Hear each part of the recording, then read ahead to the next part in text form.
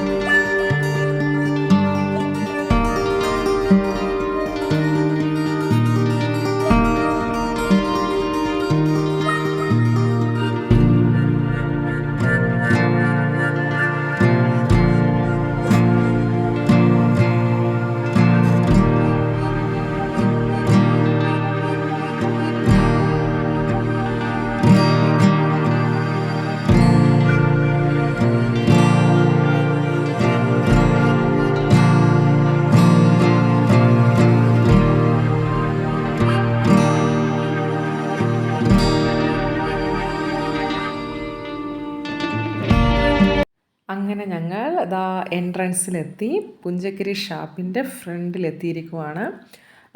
Parking facility ധാരാളമുണ്ട്. അപ്പോൾ വർക്കുകൾ കൊണ്ടുവരുന്നവർക്കൊന്നും അതൊരു പ്രോബ്ലമേ അല്ല.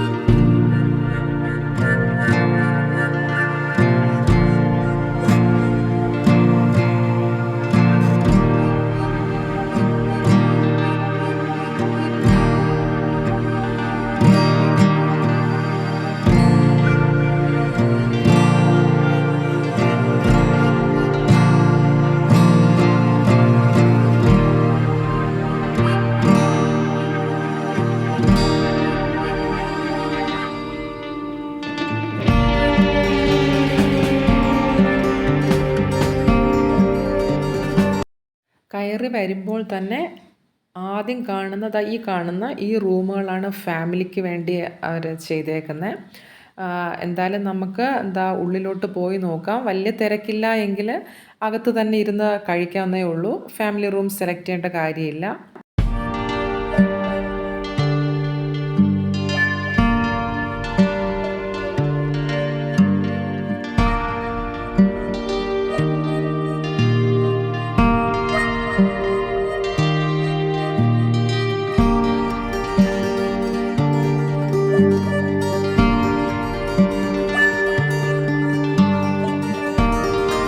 ഇന്നത്തെ മെനുവാണ് ഇവിടെ ഡിസ്പ്ലേ ചെയ്തേക്കുന്നത്.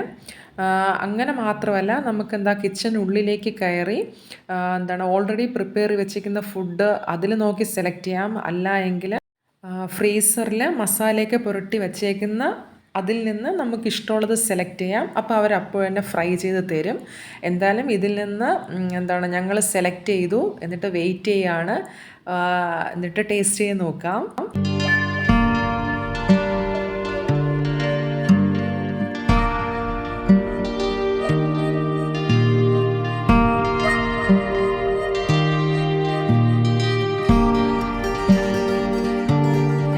ഓർഡർ ചെയ്ത ഫുഡ് ഓരോന്നായിട്ട് എത്തിക്കൊണ്ടിരിക്കുവാണ്. അപ്പോൾ ഓരോന്നായിട്ട് ടേസ്റ്റ് ചെയ്ത് നോക്കി അത് ഞാൻ പറയാം.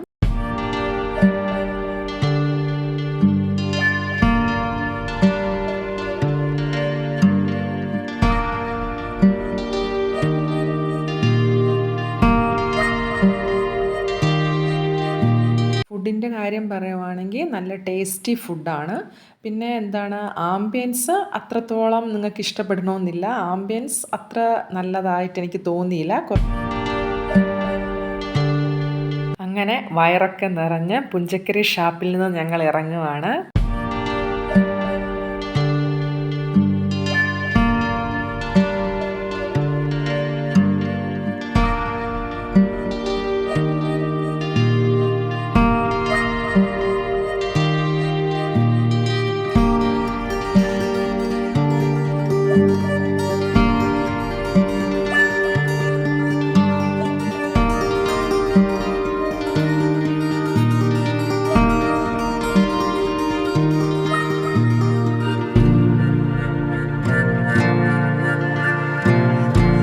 ഇവിടെ നിന്നും മുന്നോട്ടുള്ള യാത്രയിലെ കാഴ്ചകളാണ് നിങ്ങളിപ്പോൾ കാണുന്നത്.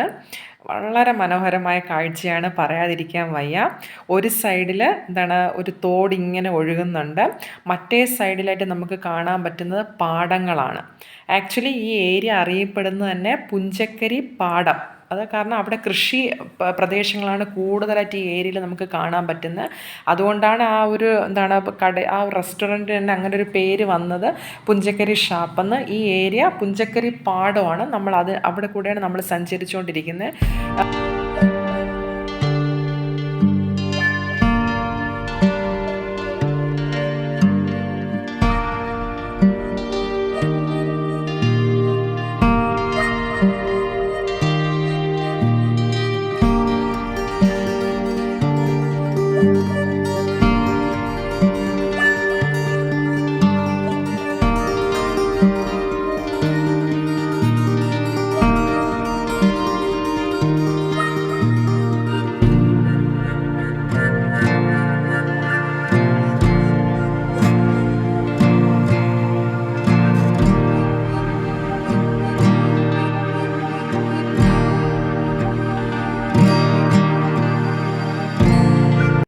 ഈ പ്രദേശം ഒത്തിരി സീരിയൽ, സിനിമ അതിനൊക്കെ ലൊക്കേഷൻ ആക്കിയിട്ടുള്ള അതിനൊക്കെ ചിത്രീകരിച്ചിട്ടുള്ള ഒരു പ്രദേശമാണ്.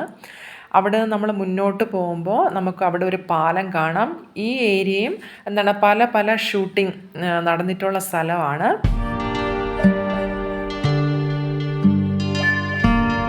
ഈ കാണുന്ന പാലം അറിയപ്പെടുന്നത് കിരീടം പാലം എന്നാണ്. കാരണം നമുക്കറിയാം കിരീടം സിനിമ ഷൂട്ടിംഗ് ലൊക്കേഷൻ ഇവിടെ ആയിട്ടാണ് നടന്നത്. പക്ഷേ ഇതിനിടയ്ക്ക് ആ പാലം കുറച്ച് തകരാറിലായിരുന്നു. പക്ഷേ ഇപ്പോൾ നമുക്കവിടെ പണി നടക്കുന്നതായിട്ട് കാണാം. ഏകദേശം ഓൾമോസ്റ്റ് ഫിനിഷിംഗ് സ്റ്റേജിലാണ്.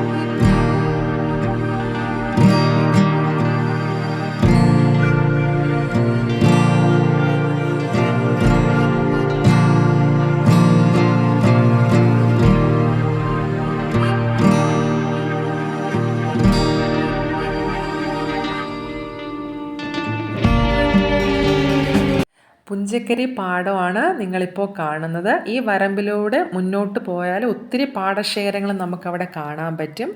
വളരെ ശാന്തമായ ഒരു നാട്ടിൻപുറം. വയറും മനസ്സും നിറഞ്ഞു. ഇന്നത്തെ കാഴ്ചകൾ ഞാൻ ഇവിടെ അവസാനിപ്പിക്കുന്നു. അടുത്ത വീഡിയോയിൽ കാണാം. Thank you for watching. By.